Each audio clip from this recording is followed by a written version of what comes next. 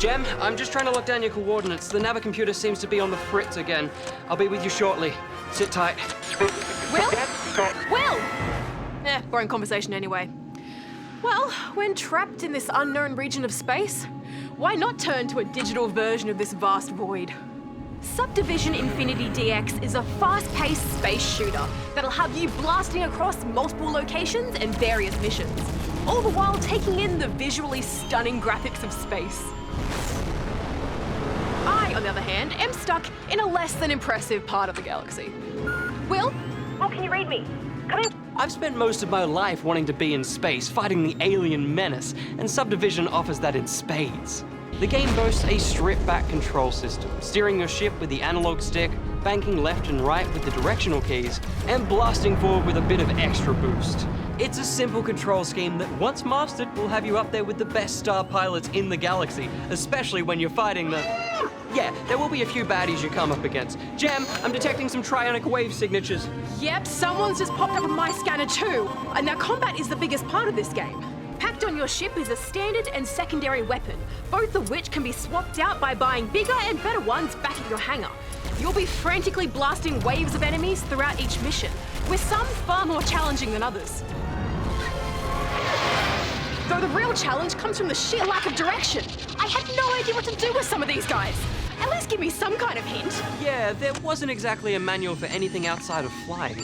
In addition to simple wave modes, you'll also be clearing out beacons and portals, but you don't really know that because you're thrust into missions with only a vague understanding of what needs to be done, so you'll more than likely fail them as you crash and explode. I guess this could be down to the more arcadey feeling the game is going for, having you put in a metaphorical coin to go another round, but it did just all feel a little unpolished. Oh, nice shot! Okay, I see you now. You're just a hop, skip, and a photonic leap away.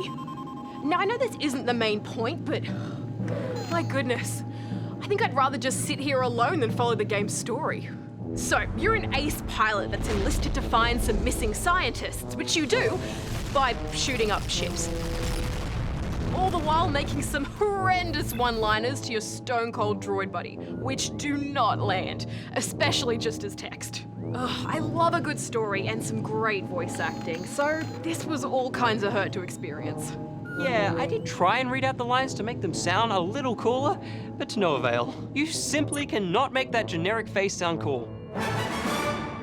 All right, Jem, I'm sending down some supplies. Oh, and suit up. We've got a mission to get to. It's about time.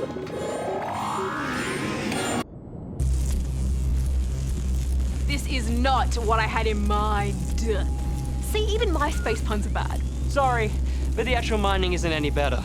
Once you've completed the core 5 missions in each zone, you'll unlock 2 exploration maps. Each is a vast open area where you'll be lasering asteroids for minerals within. There's also a few hidden blueprint pickups across the map, which add a little bit of intrigue, but apart from that, these are barely worth playing. And you don't have to, as they don't need to be completed to progress to the next stage, which, mechanically speaking, isn't great. Yeah, they do feel weirdly tacked on, especially since you will need those unique minerals, as well as gear crates and the coins you collect to buy better weapons and ships, in order to get your arsenal ready for some crazy space battles later in the game. And I'll admit, it is pretty fun trialing different loadouts in combat.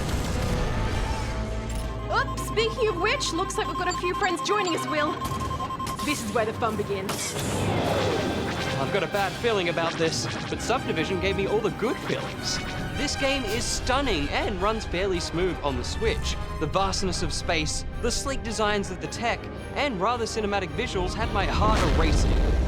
The sound design also goes a long way to immerse you in this otherwise arcadey space shooter.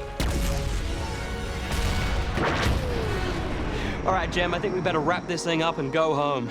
Look, I did really enjoy myself blasting through space here, but I just don't feel any real pull to return to this game. Finishing an exhilarating mission just to receive a few ores and some terrible one-liners. It's fun while it lasts, but I'm giving Subdivision Infinity DX 3 out of 5 rubber chickens.